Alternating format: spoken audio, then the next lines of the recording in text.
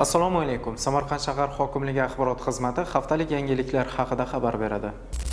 Shahar hokimining Xorvatiya delegatsiyasi bilan uchrashuvi bo'lib o'tdi.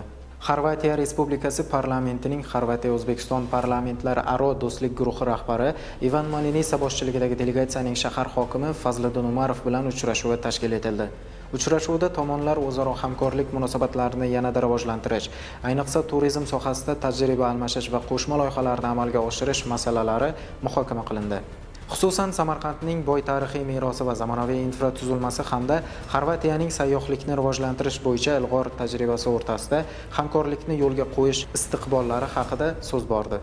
Samarqand shahridagi bozorlarda Ramazon oyi munosabati bilan arzonlashtirilgan oziq-ovqat hamda qishloq xo'jaligi mahsulotlari yarmarkalari tashkil etildi.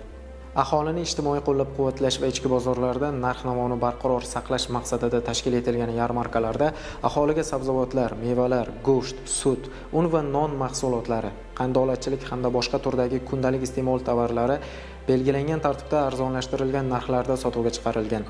Savdo yarmarkalarini tashkil etishdan maqsad aholini, ayniqsa kam ta'minlangan va ijtimoiy himoyaga muhtoj oilalarni qo'llab-quvvatlash, ularning oziq-ovqat mahsulotlariga bo'lgan ehtiyojini qondirish hamda Ramazon oyi davomida fuqarolar uchun munosib sharoit yaratishdan iboratdir. Tarovih namozlari vaqtida ibodatlar xotirjam ado etilishi uchun zarur choralar ko'rildi. Ramazon oyi davomida shahardagi barcha masjidlarda tarovih namozlari tinch va osoyishta o'tishini ta'minlash maqsadida jamoat xavfsizligini kuchaytirish bo'yicha kompleks choralar amalga oshirildi. Shu munosabat bilan huquqni muhofaza qiluvchi organ xodimlari uchun maxsus xizmat oldi yo'riqnomalari o'tkazilib, masjidlar atrofida jamoat tartibini saqlash, fuqarolar xavfsizligini ta'minlash hamda har qanday noxush holatlarning oldini olish vazifalari belgilab berildi.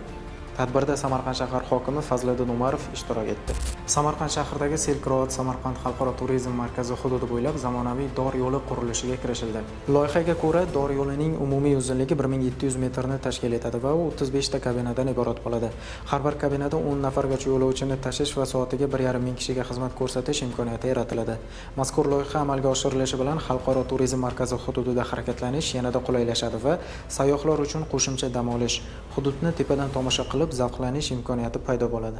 Samarqand shahrida keng ko'lamli obodonlashtirish hamda infratuzilmalarni yaxshilash ishlari izchil davom etmoqda. Shahar ko'chalari bosqichma-bosqich ta'mirlanib, yangi asfalt qoplamalari yotqizilayotganligi aholiga qulay va xavfsiz harakatlanish imkoniyatini yaratyapti. Xususan, Qorasuv maskanida ham yo'l infratuzilmasini yangilash ishlari olib borilib, ichki ko'chalarga zamonaviy asfalt qoplamasi yotqizildi. Bu yerda nafaqat yo'llar ta'mirlanmoqda, balki hududning me'moriy qiyofasi ham tubdan o'zgarib bormoqda. Hududda yuzlab yangi uy-joylar qurilishi jadal sur'atlarda davom etmoqda.